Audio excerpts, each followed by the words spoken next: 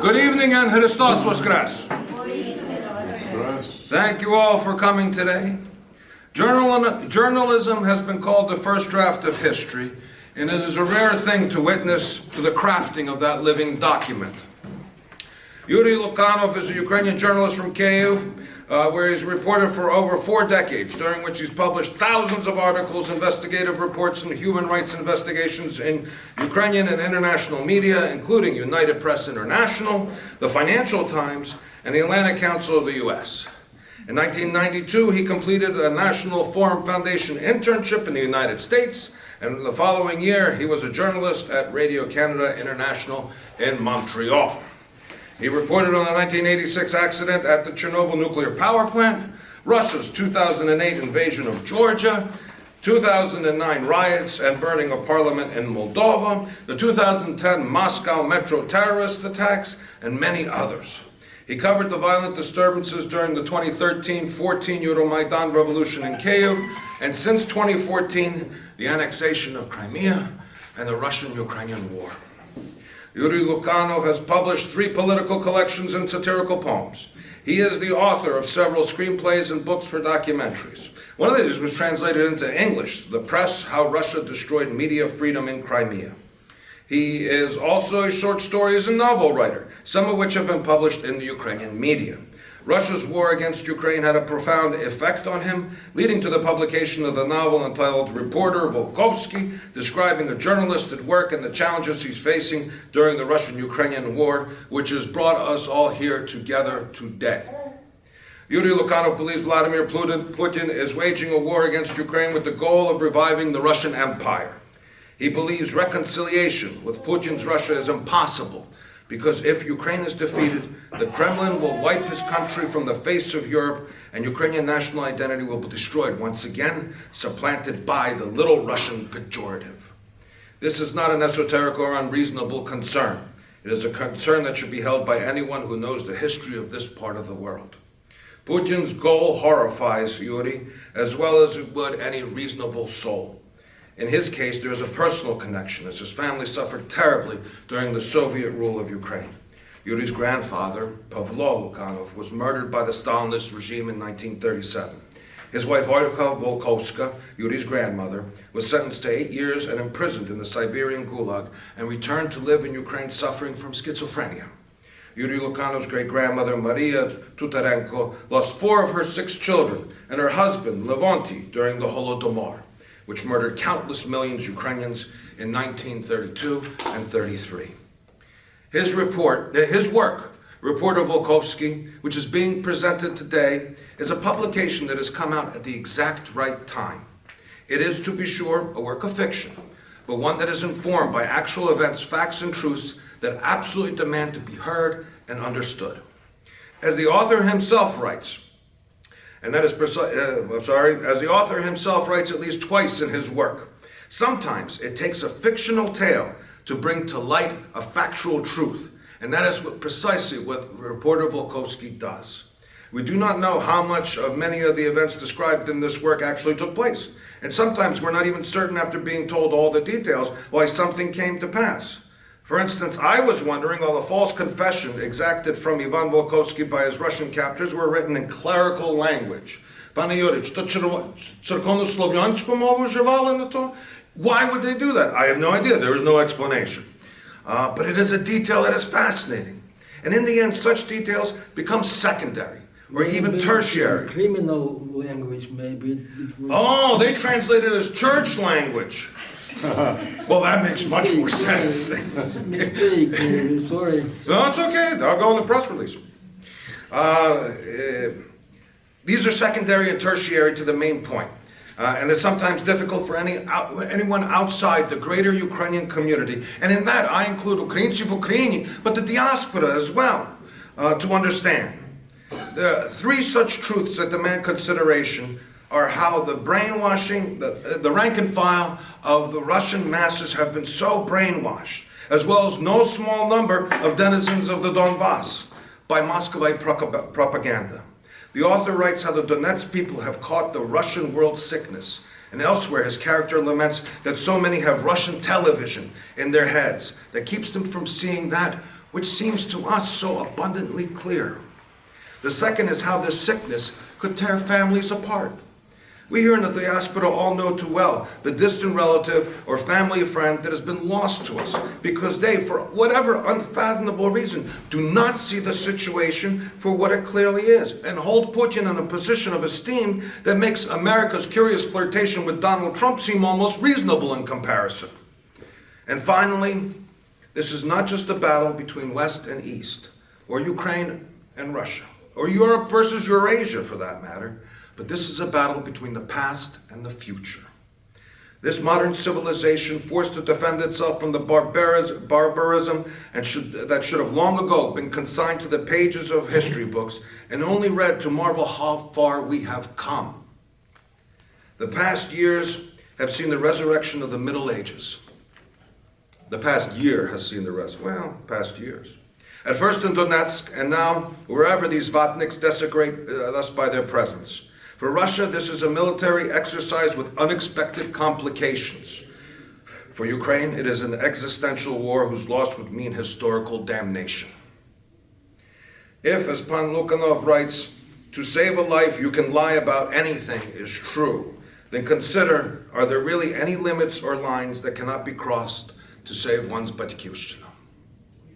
As Ukrainian Catholics, and forgive me, but as a representative of Manor College, that is foremost in my thoughts, I wrote almost a year ago that the hardest thing facing us in the future is the prospect of having to forgive our trespassers. It is very much a discussion between two of the main characters in this novel. They end by essentially agreeing to disagree. I do not know if we will have that luxury. Having said all this, on behalf of Manor College's Ukrainian Heritage Studies Center and St. Sophia Religious Association of Ukrainian Catholics USA, it is my pleasure now to introduce to you the author of Reporter Volkovsky, Yuri Lakanov. Thank you very much Thank you for coming. Thank you. First of all, usually I want to thank, I'm very pleased that the American publishing house, Defiance Press, published such a book. Very conservative, by the way, publishing house, but it's very strange that they agreed to publish clearly anti-Russian book, but anyway they did it. How did I do? Maybe it is an interesting story. I had the book was published in Ukrainian language, of course. But after 24 February of the last year, I had a piece of this book translated into English by my friend and professional translator Yuri Tkach from Australia. He is ethnically Ukrainian, but citizen of Australia. I published a piece of this book, and he just liked it and translated without any reason, just because he enjoyed it. So I wrote a presentation text and sent, maybe find out emails by about 100 Canadian, American, UK, Australian publishing houses, and sent them proposal to translate and publish a book about war in Ukraine. 4 publishing houses answered. One of them, the Defiance Press, immediately suggested to cooperate. I said, okay, because rest of publishing houses suggested to negotiate and so on. So finally they translated into English. It's appeared, now you see it is on Amazon. And so I'm very happy because we know that not so often Ukrainian writers have books in English in the United States. I know that sometimes they are translated in English, but not in the United States. Why? I'm a journalist, as you hear. I'm a journalist. I used to work. I had been working since maybe even before the university. I began at the Молодь Ukraine. There was such a youth Komsomol newspaper. Then I made a lot of different projects. By the way, usually I'm not sure that, because when I present myself to foreign readers, they very often don't like nationalism, Bandera and so on. If to present it, you need to you have to explain too much and so on. Usually I don't voice this fact. But the first documentary film about Bandera, not Soviet, was I am an author of this film, Three Loves of Stepan Bandera. You can Google it. It is somebody downloaded it in the YouTube, not me, and you can watch it. It's a 25 minutes documentary. By the way, I found out in London a live Bandera. It's tape of 30 seconds. It was a great achievement that I found out. So, and finally, на старості років, як кажуть, I decided to write a fiction. Why? You know that, for example, the most famous American journalist, Ernest Hemingway, became a war writer. Critics, as far as I know, they called him the largest liar about the war. At the same time, the most truthful writer about the war. So how it happened? The fact is, corkscrew. You will not believe maybe, but this story began from this item. In Kramatorsk, just liberated in July of 2014, we accidentally met with my friend, Polish journalist. He's ethnically Ukrainian, but he is a citizen of Poland and he is working for the Gazeta Wyborcza. It's the most popular newspaper. Do you hear? Okay, if I'm sitting, or it would be better if I stand up. Yes, stand up. Okay. So we met with him accidentally. Before we met in Georgia during the war, Russian-Georgian war in 2008. Then last time we met right on the Maidan, right before the events, the most bloody events. It was not Maidan, it was Institutska Street. In that time it was called Institutska Street. Were happening bloody fighting against Maidaners. In 2 days they killed almost 100 people. So, and we met in Kramatorsk. We discovered that we didn't need to write this evening to our newspapers. And we suggested each other, I don't remember who was the first, let's drink some wine. Okay, there was just one store open, not far from us, small store, but they had a good Georgian wine. We bought 2 bottles, red, dry Georgian wine. So got in our hotel, 7th floor without an elevator, because electricity was switched off, and discovered that 2 experienced guys who covered wars, who covered different bloody events, terrible situation, and so on. In fact, they are 2 botans. Botans, в Україні ботаніками називають тих, хто дуже наївний, непрактичний. Якщо хтось не знає, це такий термін є, ботанік. 2 botans. We didn't have a stopper, corkscrew, and couldn't uncork a bottle of wine.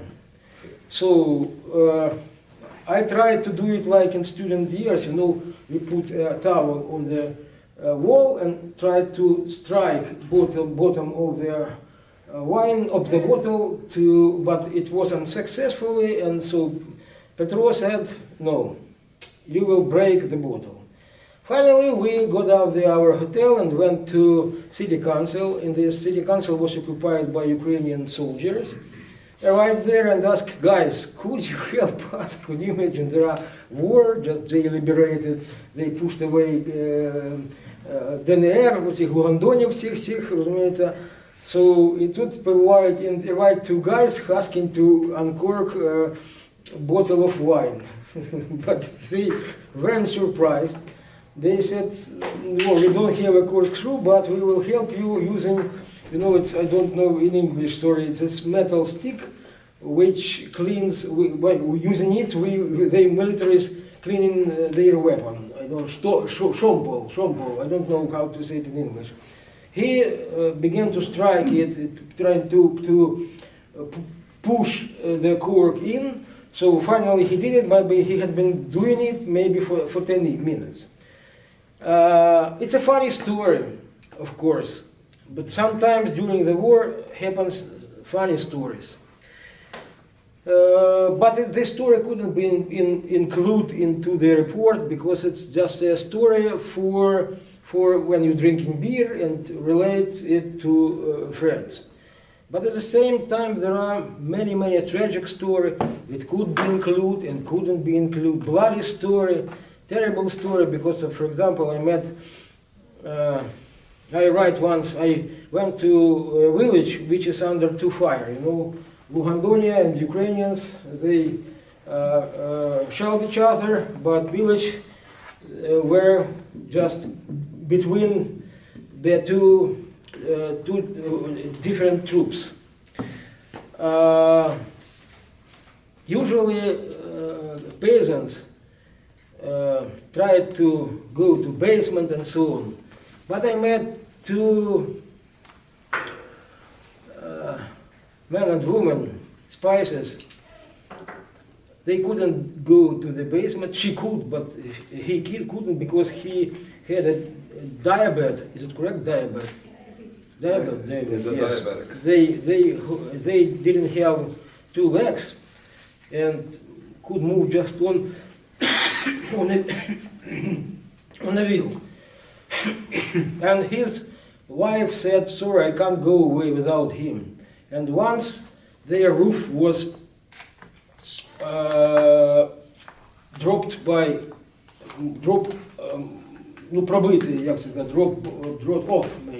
off, пробитий.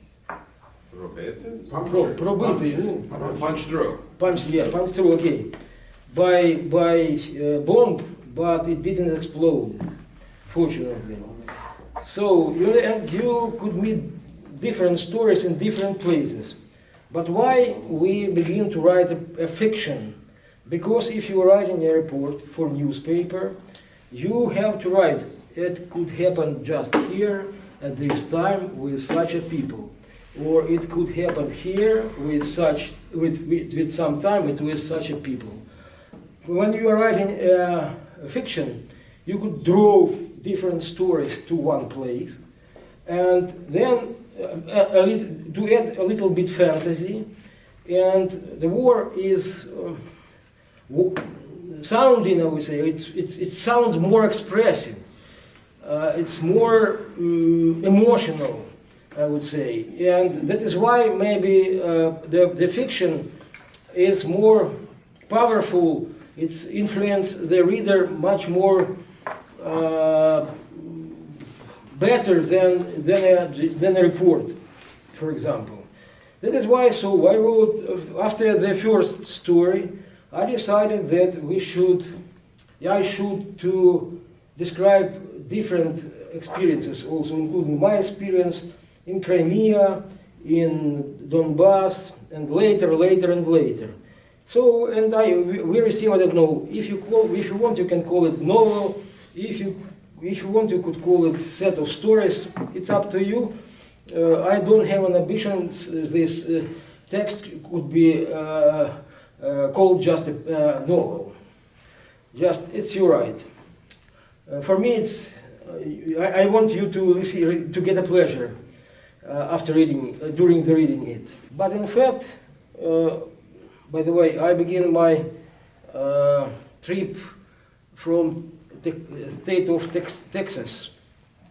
There is a very interesting scientist, Polish origin, Eva Thompson, in Rice University.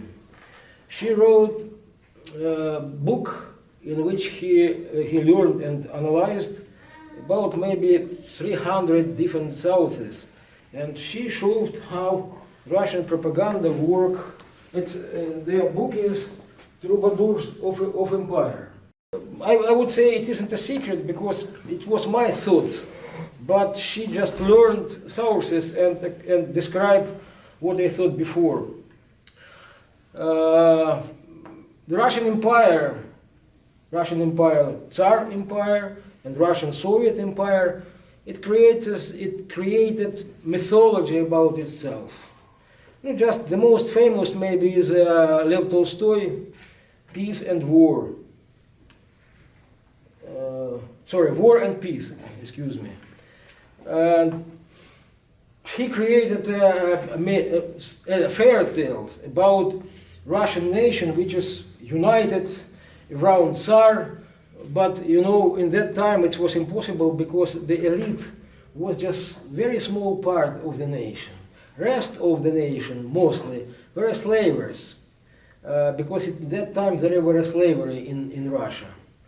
But anyway, he created such a fairy tale. At the same time, he wrote that, described Napoleon, the great reformer, that he is absolutely miserable man.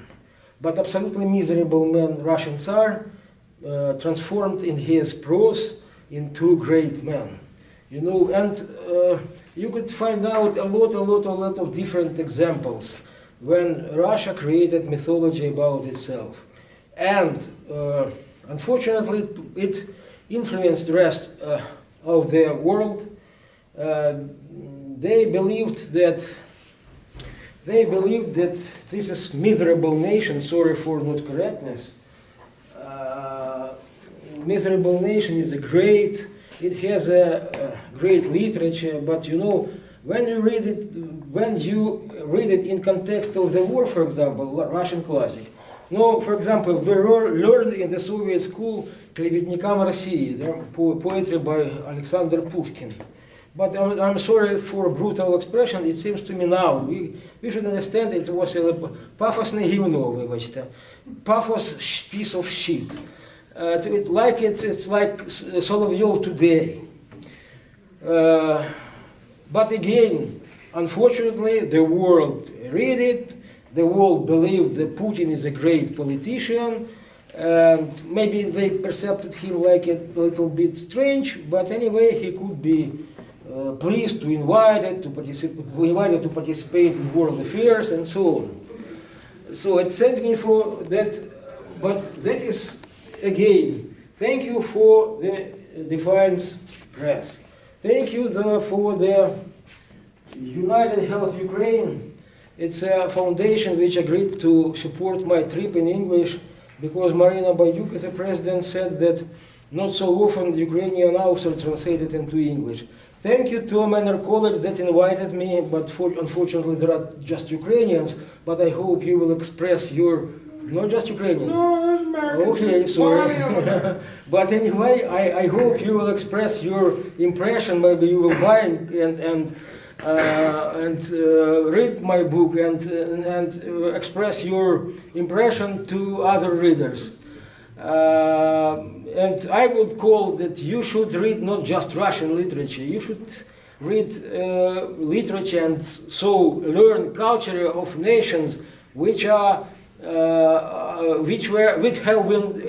been for decades under Russian control.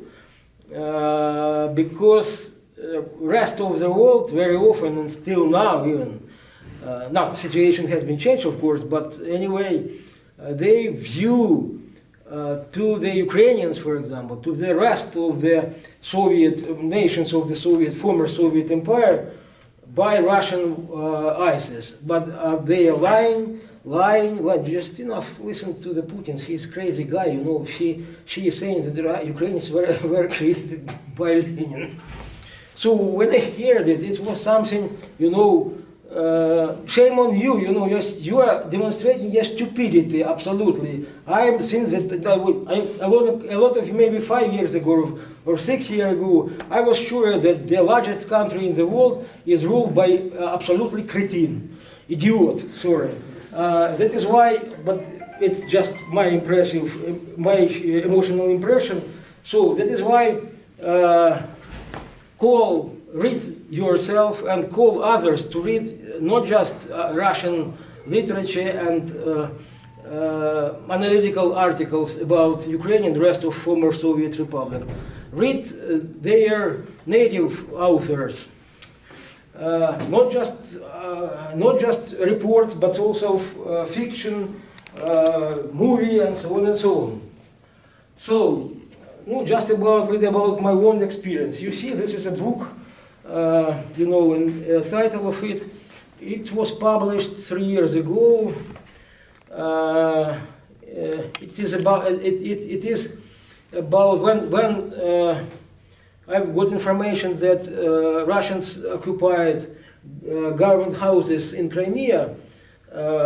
I went there, and the next day I was there. My experience also, I collected experiences of other journalists, by the way, like in the book of the prose, of the fiction, but I couldn't add fantasy here, I just report, really. First of all, when I arrived there, in the next day after my arrival, I received information that guys who occupied government houses got in the street, got out of the street. So I went there, but the government quarter was surrounded by so-called self-defense of Crimea. They didn't allow me to get in because I said I'm a Ukrainian journalist. Of course, showed them my card. So, but okay, I stand near the with the trident, TV, not probe, maybe to journalist and cameraman. But then, from that time, arrived some guy and saying, "Пошли, let's go." So the Crimean self-defense gave me opportunity to get in. I went together with them because they didn't know. They thought that I am with this Russian journalist. That guy who arrived there, he didn't thought that I am with them. The two guys said nothing. When I went in, I saw a special transformer truck with a sign. Телерадиокомпания «Мир», TV radio company World of Peace, it's Russian «Мир», it's the same world. It was specially for just Russian journalists. It sent information, video information to Moscow, and it served for all Russian TV channels which were there. It means that it was coordinated from one center. Also, of course, they didn't understand that I'm not Russian journalist, and there were some older ladies who feed Crimea self-defense. And one of them approached me and said, for journalists, it's more tea, I mean. So she gave me a cup of tea. I said, thank you. I tried to speak with Russian accent, спасибо. So, and she said, listen, pass to Putin information. Let him to kill all this opposition, Nemtsovich, this and the others, because our Yanukovych didn't do it, and you know what has happened. Almost in 1 year, Nemtsov was killed, by the way. So but I didn't pass it, maybe somebody other did it. And another case. We got information that French cameraman David Joffriot was captured by Crimean self-defense. And it was Western news. We went there with two Crimean journalists, and we had been negotiating maybe for 4 hours with some guy who called him as a politruk. Politruk, you know what it means, but maybe for not Ukrainians, politruk is like a educator in army which educates to think in correct way. Correct way. What do you know what I mean? Propaganda. Yes. And we went back and returned, and so we had negotiated. We called to Brussels to the European Federation of Journalists. It was very, very complicated. Also, by the way, I had a card of the International Federation of Journalists. By the way, it is described it in here. I said that I'm a big guy from the International Federation of Journalists. I pretend, or maybe he believed, I don't know. So he was liberated. And also, they were brutally beaten. I mean, the Ukrainian journalists, not just Ukrainian journalists. For example, in Sevastopol, Yaroslav Pelunsky, it's a documentary director, and his cameraman Yuri Gruzinov, they were captured, but we didn't know that he was, or they were. His wife, he cooperated with Moscow. His wife has she knew some people there, and she called them, so she provided some negotiations and so on and so on. They were liberated, but they saw a lot of terrible things, shooting, torturing, and so on and so on. I could develop this item, but I would say, I think if you want, you can buy this book. There will be a second edition. Maybe right today they send me a final text. I need to check it, and then they will start to publishing it. It also you can find it on the Amazon. It wasn't accidentally, because initially it looks like just accidents. But in fact, I understood that the Russians took a complex of measures to restrict possibility not Russian journalists to get correct information about what was happening in Crimea. Now they are developing this item. For example, they destroyed professional journalism at the peninsula, but many people of different professions begin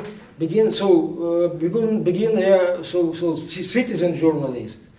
They do it, of course, not professionally, but in Kiev, for example, professional editors, they edit their texts and spread this information. But now for example, recently, maybe month and a half, Irina Danilovich, she is a nurse.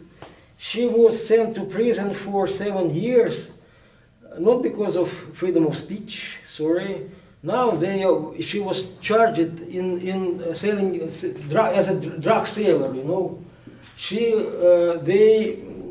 They tried to persuade her to recognize that she is drug. She refused. But anyway, they підкинули наркотики їй. Forged their signature? Yeah, maybe yes. And she was sent to the prison. She was sent to the prison for 7 years. Also, you see Max Levin. I can't say that he is a friend of mine, but we were in good relations. He is a good photojournalist. We met during the war. For example, in Aidar, I remember. He was in Ilovaisk during the most terrible situation. I wasn't there, by the way. So he began to cover this Russian more wild, broader invasion from the first day, and was found killed not far from Kiev, unfortunately. He disappeared and he was found killed. And there is a double tap. Again. Okay. So 42 journalists were killed, not just Ukrainians. It was information on by middle of October. Now maybe much more. It's a resume again. Thank you very much for support of my book. It's very important that this book appeared in the United States in English. I hope because I'm not, I always had it like a hobby. When I wrote, I wrote some short stories, some detective stories, and satirical epigrams. By the way, my last book was about Zelensky. Its title was just one word, Yaneluch. You remember when he arrived to military troop and repeated, "Я не лох, я не лох, я не лох, я не лох, I'm a president of Ukraine." So,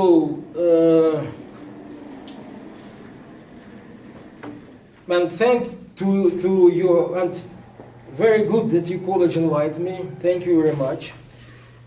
And maybe so, if you have some questions, I can answer them. Дякую, пане Юрій. Also, there is, if you want, there is a 27 minutes documentary. My friend, film director Maxim Bernatsky, Who Are You, Mr. Jackie? It is about Ukrainian journalist Valery Marchenko, who was killed in the Soviet prison. But there is a very interesting story. When he was first time in exile, some Netherlands student, Jackie Bucks, wrote him to letter through Amnesty International. And he answered, "I don't know, Mr. Jackie, I don't know who are you, your profession admired." He thought that it was a man. That is why I film Who Are You, Mr. Jackie? And this film about Valery Marchenko and their relations, they've never met before, and he died just before the perestroika. If you want, we can watch it. It is with English subtitles. So thank you very much again. If you want to ask me some questions, please, I'm ready to answer. Before you get... Just so you know, on page 143 during the corkscrew, because it really is an anthology of short stories that are very much connected. So it reads as a novel, but you can absolutely take it as short stories. Ramrod was the way they translated it, but the thing that was plunged into the bottle that pushes the cork in so that you have access to the fine contents. Also, it taught me the phrase sommelier. Which I didn't know because I do not drink wine in a regular fashion. And in the story itself, which is, I'm sure, a flight of fantasy, is the soldier that eventually does open it is a sommelier, but he has no corkscrew. But it pains him to have to open it because wine is like a woman. Bottles and vodka you can smash as much as you like against walls, but wine must be treated right, according to the author's work. Yeah. Before we open it up to the floor, I did want to mention, Pane Yuri, alcohol is omnipresent in this film. Is there a relationship, I mean, right now in these... Film or book? Yeah, in the book. No. In the book. I mean, the corkscrew tale is a classic example how alcohol almost plays a character in many of your stories, especially when it's the story shifts over to Poland, and the Poles are presented in a very positive fashion. I wonder if you could talk a little bit if there are any concerns, because we know that there was always concerns about the consumption of alcohol in Ukraine, and war, as you say very eloquently in the work itself, changes one's perspective. You cannot help but adopt a more cavalier attitude towards life because it could end at any moment. What are your thoughts about how Ukraine will be able to get past this? Especially, alcohol being one view, but just in terms of social dynamics, the interrelations of people. And first on the family setting, but also the East and Western Ukrainian. I see. I would say that Ukrainians created, no, of course there is a problem of alcohol in Ukraine, but it seems to me this problem is not, is much exaggerated. There is a part of Ukrainians, especially who loves, who has a nostalgia about the Soviet regime, the Soviet Union. Maybe you saw the movie by not Zelensky personally, but his company, Swаты. It was something, I believe that it is some terrible humor which supports Soviet style of life, thinking and so on, alcohol and so on. But my protagonist, I wouldn't say that they drink too much. No, sometimes he wanted to drink a bottle of dry wine. It doesn't mean that after one bottle of dry wine, if they drink it, they will not be drunk. Also, once he drank after terrible incident when on the front line two Ukrainian soldiers because in that time they had a very bad uniform. They, it was synthetic, and when some piece of fire just touched it, and it could be fire, and they fire it, and maybe we were sent to a hospital. And the protagonist has had a talk with the commander, and so he said, let's drink a little bit. No, they didn't drink a bottle or something like that. I wouldn't say that drink a lot, I mean my protagonist, but at the same time I think that Ukrainian literature, maybe you will not agree with me, but my impression is very often, very big part of the Ukrainian literature is about ой-ой-ой, така жахливе наше життя, всі нас ображають, ніхто нічого не може зробити. De facto, Ukrainians are very active people. Sorry, you see it now. You see it now. They are defeating their country, their families, and so on. And also even political establishment also is very active. That is why, for example, yes, absolutely great writer there is in Ukraine, Maria Matios. I read her novel Moskovitsa. It's absolutely talented novel, but it's after that novel I wanted to kill myself. Telling it was a depressive story, absolutely. My protagonist, by the way, in Ukraine it had 8 references, and I'm proud. All of them very positive, but all authors of references, they estimated my protagonist in different way. It means that they aren't white and black. They have a goal to do something, to solve some problem, and they are looking for a solution. And not always they do it in correct way, but if you see it from the peacetime, but one time press the nation, the people, to do in different way, maybe. Yeah, they are looking for. So that is why I think I tried, at least maybe I'm not Lev Tolstoy, of course, but somebody who will read this book will understand that Ukrainians are very active people, to my mind, and not alcoholics, to my mind. And it's not the Volkovsky's drinking. I mean, you told me about Hrin, horseradish vodka, lemon vodka. That Donbass guys, yes. And unfortunately, I would say that I very often visited Donbass region, and once I liberated from prison 2 guys from Donbass. They were charged in killing, in murdering, that without any evidence. It was typical situation of corrupted police and procurator and court. They do it very often. At least they did it. But I would say that the culture of Soviet style, drinking, brutally arguing, and so on, it was a big part on Donbass. Big part. Of course, there were pro-Ukrainian, good educated people and so on, but anyway, they were dominating. It's a culture of criminality or something like that. And one of the things I really liked about the work is that you have footnotes in it. You have explanations at the bottom. And my vocabulary, vatniks and other references, was very much, I appreciated the fact, so you had, not so much, it's not footnotes for sources, after all, this is a work of fiction, but for explanation to an American audience, which is key. Because that's the target audience for this. Now, Ukrainska diaspora absolutely should buy support, but what we really want is for our libraries and our American friends to take an interest in reading.